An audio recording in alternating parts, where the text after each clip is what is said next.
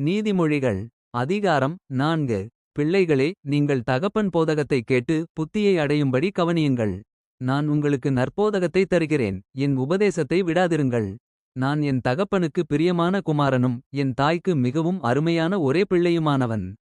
அவர் எனக்கு போதித்து சொன்னது, உன் இருதயம் என் வார்த்தைகளை காத்துக்கொள்ளக்கடவது, என் கட்டளைகளைக் கைக்கொள், அப்பொழுது பிழைப்பாய்.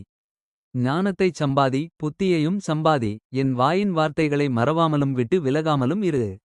அதை விடாதே, அது உன்னை தற்காக்கும், அதின்மேல் பிரியமாயிரு, அது உன்னை காத்துக்கொள்ளும். ஞானமே முக்கியம். ஞானத்தைச் சம்பாதி, என்னத்தைச் சம்பாதித்தாலும் புத்தியைச் சம்பாதித்துக்கொள்.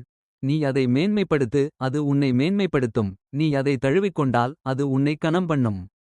அது உன் தலைக்கு அலங்காரமான முடியை கொடுக்கும், அது மகிமையான கிரீடத்தை உனக்குச் சூட்டும். என் மகனே, கேள், என் வார்த்தைகளை ஏற்றுக்கொள், அப்பொழுது உன் ஆயுசின் வருஷங்கள் அதிகமாகும். ஞானமார்க்கத்தை நான் உனக்கு போதித்தேன், செவ்வையான பாதைகளிலே உன்னை நடத்தினேன். நீ அவைகளில் நடக்கும்போது உன் நடைகளுக்கு இடுக்கண் உண்டாவதில்லை, நீ அவைகளில் ஓடினாலும் இடரமாட்டாய். புத்திமதியை உறுதியாய் பற்றிக்கொள், அதை விட்டுவிடாதே, அதைக் காத்துக்கொள், அதுவே உனக்கு ஜீவன்.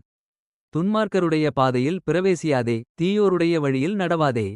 அதை வெறுத்துவிடு, அதின் வழியாய் போகாதே, அதை விட்டு விலகி கடந்துபோ. பொல்லாப்புச் செய்தாலொழிய அவர்களுக்கு நித்திரை வராது, அவர்கள் யாரையாகிலும் விழப்பண்ணாதிருந்தால் அவர்கள் தூக்கம் கலைந்துபோம். அவர்கள் ஆகாமியத்தின் அப்பத்தை புசித்து கொடுமையின் இரசத்தை குடிக்கிறார்கள். நீதிமான்களுடைய பாதை நடுப்பகல் வரைக்கும் அதிகமதிகமாய் பிரகாசிக்கிற சூரிய பிரகாசம் போலிருக்கும். துன்மார்க்கருடைய பாதையோ காரிருளை போலிருக்கும், தாங்கள் இடறுவது இன்னதில் என்று அறியார்கள். என் மகனே, என் வார்த்தைகளைக் கவனி, என் வசனங்களுக்கு உன் செவியைச் சாய்.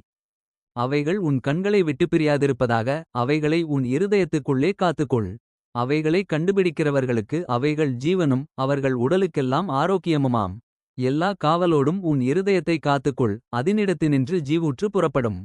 வாயின் தாறுமாறுகளை உன்னை விட்டகற்றி, உதடுகளின் மாறுபாட்டை உனக்கு தூரப்படுத்து. உன் கண்கள் நேராய் நோக்கக்கடவது, உன் கண்ணிமைகள் உனக்கு முன்னே செவ்வையாய் பார்க்கக்கடவது. உன் கால்நடையை சீர்தூக்கிப்பார், உன் வழிகளெல்லாம் நிலைவரப்பட்டிருப்பதாக. வலதுபுறமாவது இடதுபுறமாவது சாயாதே, உன் காலை தீமைக்கு விலக்குவாயாக.